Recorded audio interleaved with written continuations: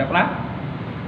Cost account has been developed because of the limitation of the finance. అంటే financial అకౌంట్లో ఉన్నటువంటి లోపాలని సవరించడానికి cost account అనేది. ఎందుకంటే ఫైనాన్షియల్ అకౌంట్లో మనం ఏం తయారు చేస్తాం?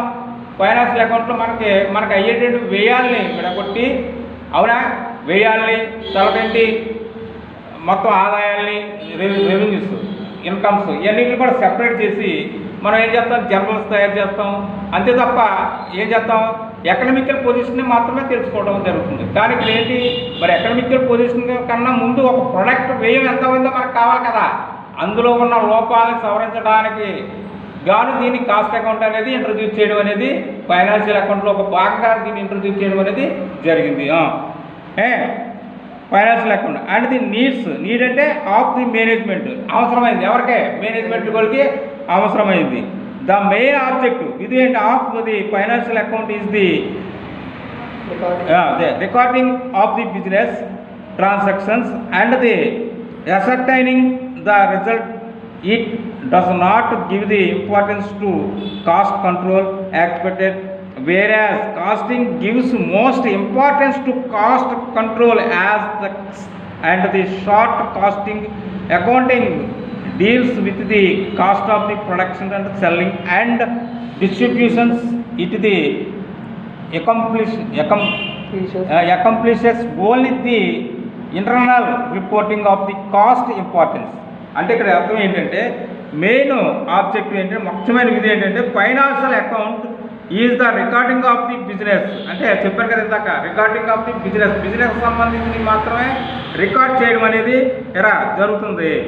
Transactions and ascertaining the result. అంటే ఒక ఆర్డర్లో నమోదు చేస్తాం కదా, ఎలాగా జనరల్స్, తర్వాత అలా మనం లెజర్ పోస్ట్ చేసి అన్ని చేసి ఎకనామికల్ పొజిషన్ మాత్రమే తెలుసుకుంటాం. అర్థమైందా?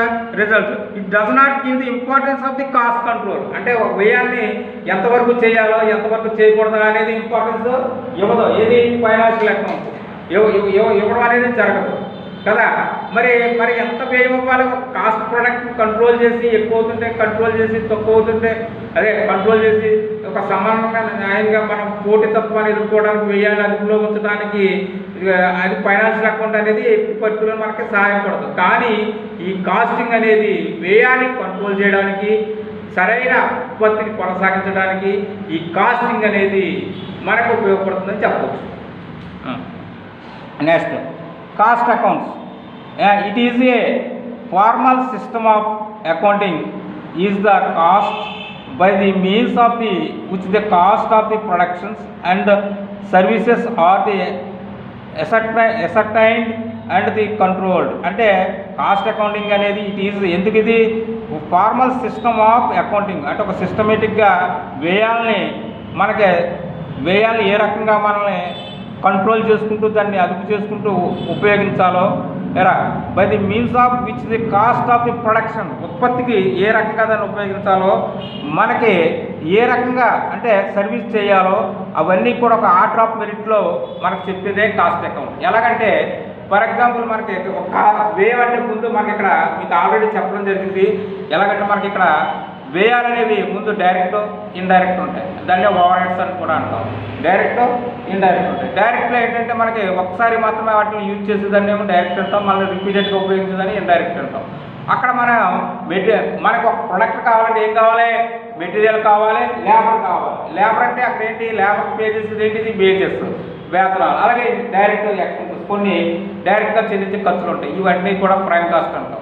అలాగే ఫ్యాక్టరీకి సంబంధించిన ఖర్చులు కొన్ని ఉంటాయి, తర్వాత ఆఫీస్కి సంబంధించి ఉంటాయి, తర్వాత సెల్లింగ్ డిస్ట్రిబ్యూషన్కి సంబంధించి ఖర్చులు ఉంటాయి. ఈ ఖర్చులన్నీ కూడా ఒక ఆర్డర్ ఆఫ్ మెరిట్లో రాసుకుని అవి ఎంత అయిందో మొత్తం టోటల్ చేసుకుంటే టోటల్ కాస్ట్ వస్తుంది. ఆ టోటల్ కాస్ట్కి కొంత ప్రాఫిట్ మనం యాడ్ చేసుకుంటే అదే సేల్స్కి టోటల్ కాస్ట్కి డిఫరెన్స్గా ప్రాఫిట్ తీసుకోవడం అనేది జరుగుతుంది. లేదా ప్రాఫిట్ అనేది కొంత యాడ్ చేసుకుని మనకి టోటల్ కాస్ట్ కలిపితే మొత్తం సేల్స్ వాల్యూ రావుతుంది. ఎటైనా మనం దాన్ని చేసుకోవచ్చు అనమాట. ఆ రకంగా కాస్ట్ కంట్రోల్ చేయడానికి ఒక ఆర్డర్ ఆఫ్ మెరిట్లో మొత్తం వ్యయాలను మనం అర్థం అదే వ్యయాలు రాసుకోవడానికి ఉపయోగపడేదే casting.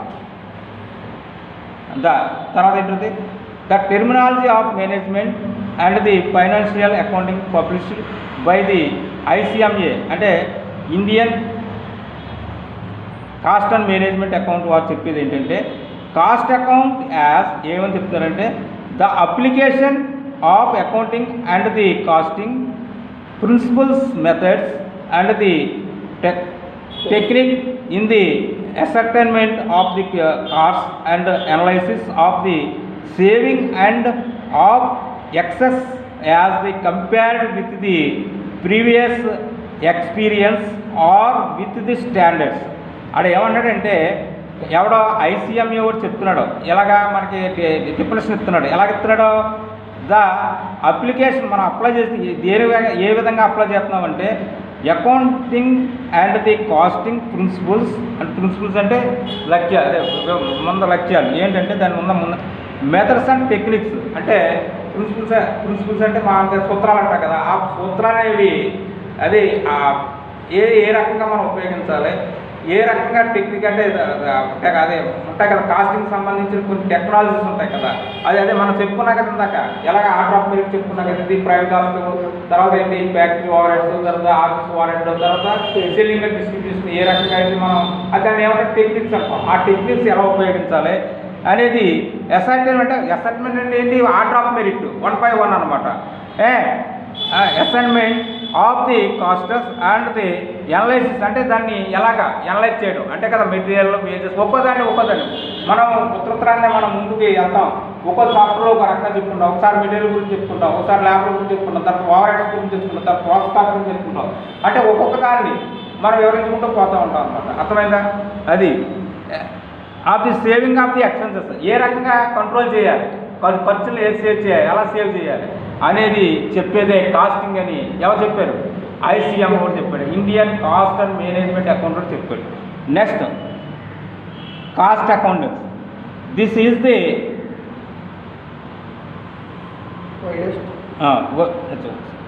The widest of all the terms it is the application of the costing and the cost account principles methods and the techniques the science art and the practice of the cost control and the assessment of the probability పైలాగే లాభదాయకత ఏ రకంగా మనకి ఒక వస్తువును మనం ఏ రకంగా మనకు product చేస్తే ఆ ప్రొడక్టింగ్ లాభదాయకత ఏ రకంగా ఉంటుంది అర్థమైందా అంటే ఒకదానికొకటి అంటే మనం వైడ్ అంటే చాలా విశాలమైంది అంటే ఇప్పుడు ఫర్ ఎగ్జాంపుల్ మనం ఫైనాన్షియల్ అకౌంట్ తీసుకుంటాం ఫైనాన్షియల్ అకౌంట్ చూస్తే రికార్డ్ చేసిన దాన్ని ఏమంటాం బుక్ కీపింగ్ అంటాం ఆ బుక్ కీపింగ్ నుంచి దాన్ని ఏం చేస్తాం మనం ఎనలైటికల్ చేస్తాం అంటే 1/1 దాన్ని ఏం చేస్తాం ఎక్స్ప్లెయిన్ చేసుకుంటాం పోతాం అంటే ప్రతిదీ కూడా డీటెయిల్స్గా రాసుకుంటాం దాన్ని ఏమంటాం అకౌంటెన్సీ అంటాం అలాగే ఇక్కడ కూడా కాస్ట్ అకౌంటెన్సీలో ముందే రికార్డ్ చేసిన దాన్ని డీటెయిల్గా ఎక్స్ప్లెయిన్ చేసుకుంటే దాన్ని ఏమంటాం మనం కాస్ట్ అకౌంటెన్సీ అంటాం కాస్టింగ్ అంటే ఆల్రెడీ చెప్పుకున్నాం కదా అదే ఇది ఇక్కడ కాస్టింగ్ అంటే ఆల్రెడీ చెప్పేసుకున్నాం కదా ఎన్నిసార్లు చెప్పుకున్నా అదే తర్వాత కాస్టింగ్ డిఫరెన్షన్స్ చెప్దాం costing is the classifying recording and the appropriate allocations of the expenditure for the determination of the costing of production or services. ఎవరు చెప్పాడు వెల్టన్ ఎవరు చెప్పాడు ఏమని చెప్పాడు కాస్టింగ్ ఈజ్ ది క్లాసిఫైయింగ్ అంటే విభజించడం రికార్డ్ చేయడం అండ్ ది ఏంటిది appropriate of the all allocation అంటే మనం 1/1 విభజించడం అన్నమాట ఎలోకేషన్స్ అంటే విభజించడం అంటే ఏంటిది విభాగాల వారీగా ఎలోకేషన్స్ విభజించడం అర్థమైందా చేసి